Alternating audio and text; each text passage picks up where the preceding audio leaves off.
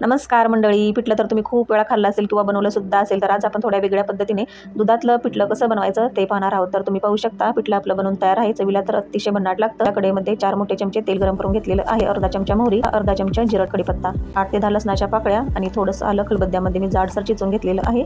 ते टाकून घेऊयात, परतून घ्यायचं आहे. आणि एक कांदा असा बारीक कट करून घेतलेला आहे, तो तेलामध्ये टाकून घेऊयात आणि हलकासा परतून घ्यायचा. आपल्याला सर्वात महत्त्वाची टीप म्हणजे आपल्याला इथे कांदा परतत असताना यामध्ये मीठ टाकायचं नाही. नाहीतर काय होतं, दूध आपलं टाकल्यानंतर असं फाटलं जातं. पाव चमचा हळद, धन पावडर, लाल तिखट, काश्मीरी लाल मिर्च पावडर. आता मसाला छान असा तेलामध्ये परतून घ्यायचा आहे. 1 वाटी दूध, 1 वाटी पाणी. आता वरून चवीनुसार मीठ टाकून घ्यायचं आहे आपल्याला.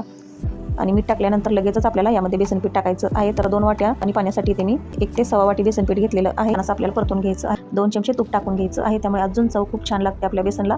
आणि बारीक चिरून घेतलेली थोडीशी कोथिंबीर. आता झाकण ठेवून आपल्याला फक्त 2 ते 3 मिनिटं एक वाफ काढून घ्यायची आहे. बेसन छान असं एकजीव होतं. कढईने तेल सुटलेलं आहे. तर हे पहा, बेसन आपलं बनवून तयार आहे.